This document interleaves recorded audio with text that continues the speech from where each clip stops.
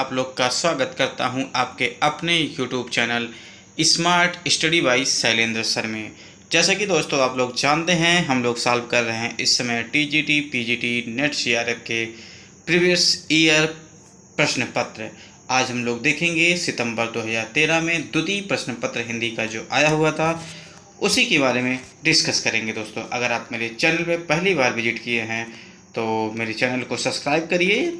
इससे आपको देखने को मिलेगा कम टाइम में कितने अच्छे क्वेश्चन आपको कराए जाते हैं यहाँ पर। तो अपभ्रंश को स्टार्ट करते हैं। पहला क्वेश्चन क्या है दोस्तों? अपभ्रंश को प्राकृताभास हिंदी कहा है। किसने कहा दोस्तों? आचार्य रामचंद्र शुक्ल ने। इन्होंने क्या कहा है? अपभ्रंश को प्राकृताभास हिंदी कहा है। ठीक है। हिंदी काव्यधारा के संपादक कौन है दोस्तों? राहुल सांस्कृत्यायन जी हैं। नेक्स्ट क्वेश्चन पंक्तियां से हैं। हबकी ना बोलवा ठबकी ना चलवा धीरे धरिवा पाऊं, ये पंक्ति हैं किसकी? गोरखनाथ जी की। पंक्तियां दोस्तों एग्जाम में पूछे जाते हैं और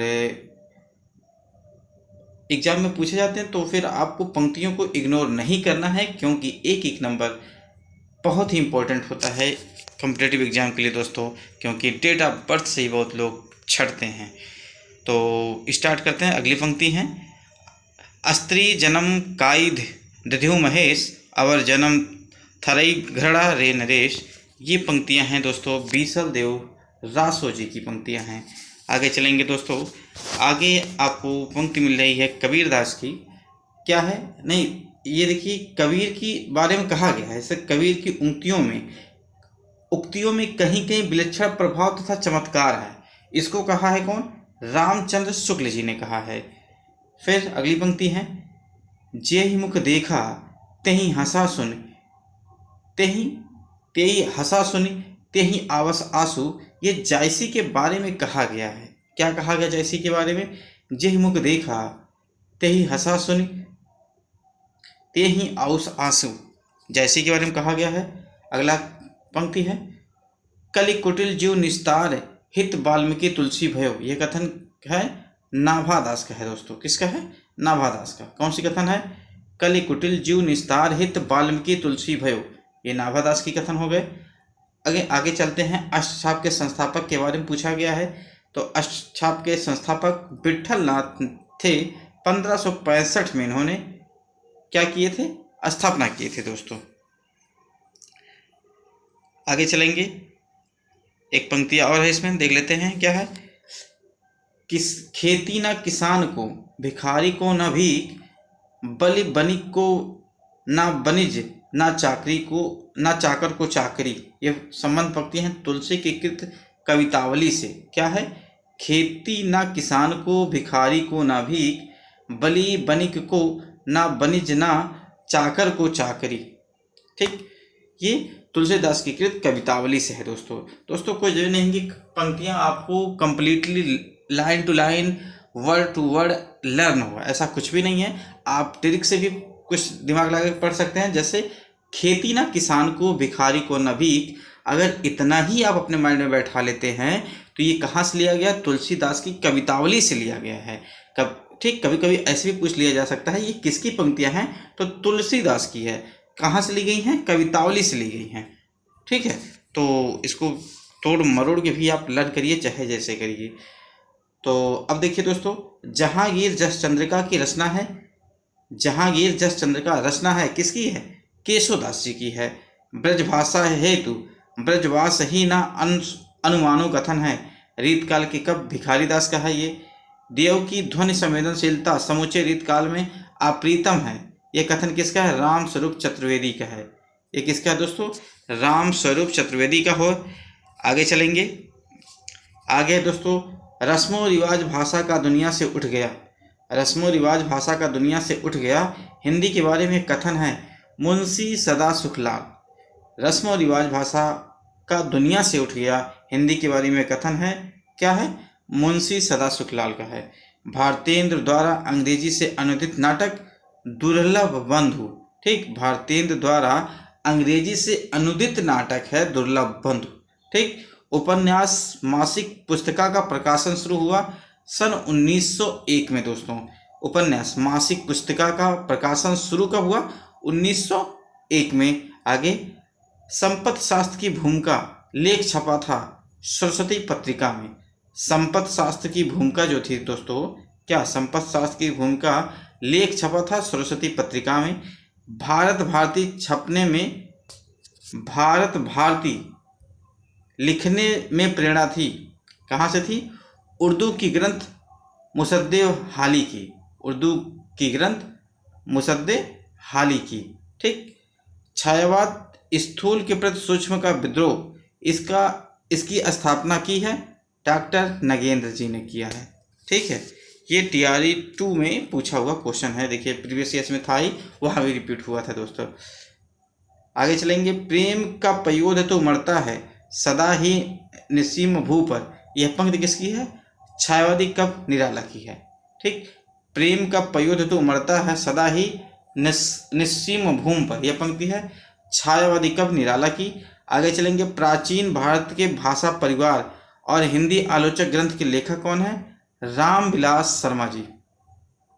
ठीक है, प्राचीन भारत के भाषा परिवार और हिंदी आलोचक ग्रंथ के लेखक रामविलास शर्मा जी। नागार्जुन के उपन्यासों का सही कालक्रम क्या है?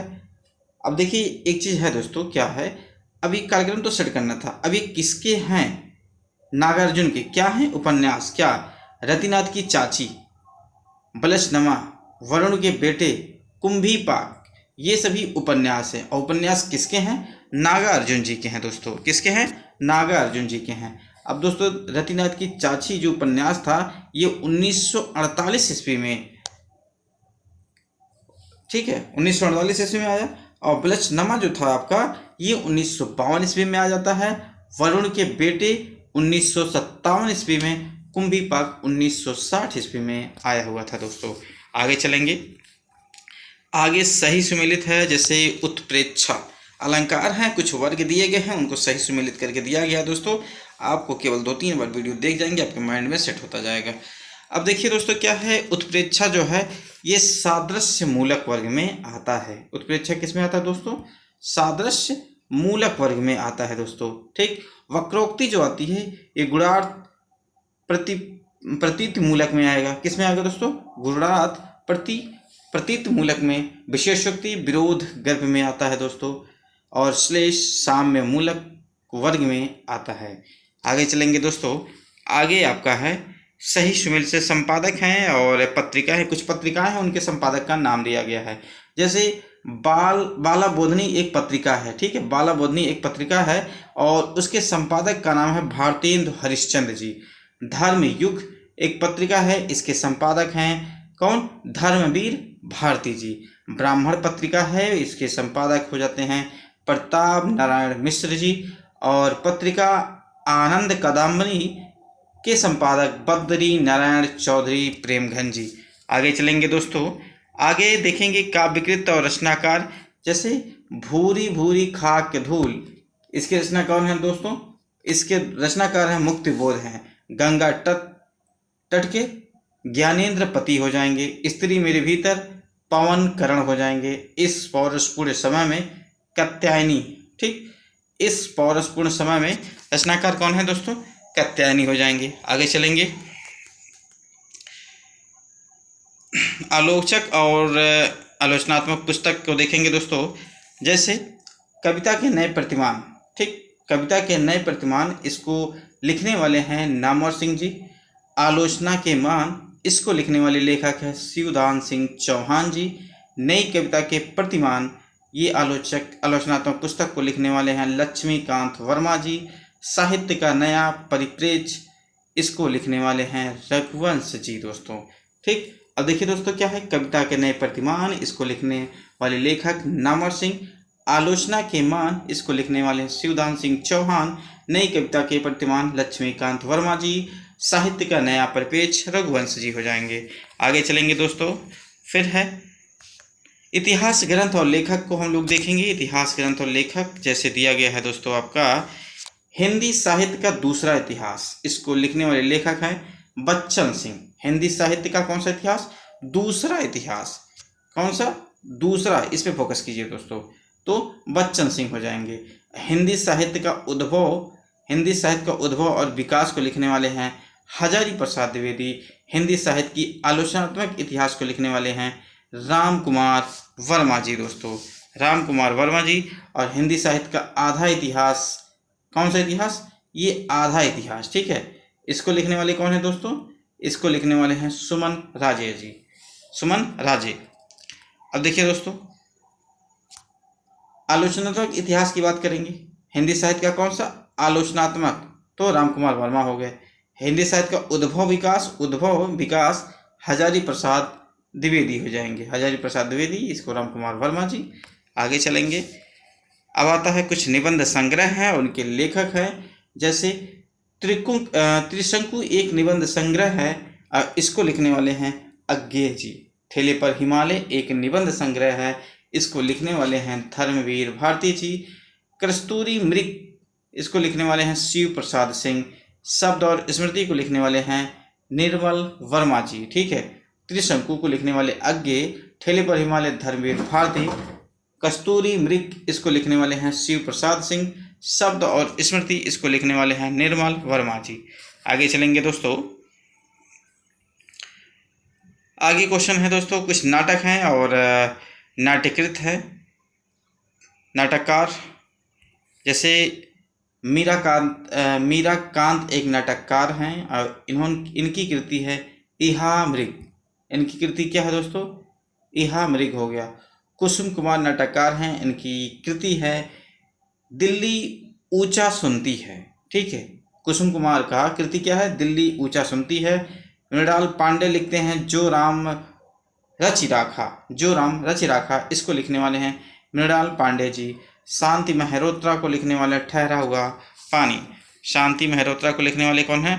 ठहरा हुआ पानी दोस्तों। आगे चलेंगे। काव्य शास्त्री और कृतियां हैं इनके, तो देखेंगे दोस्तों क्या है। आई ए रिचर्ड्स एक काव्य शास्त्री हैं, इनकी कृति है the philosophy of rhetoric. William Empson है 7 टाइम्स ऑफ एम्बिगुइट्स।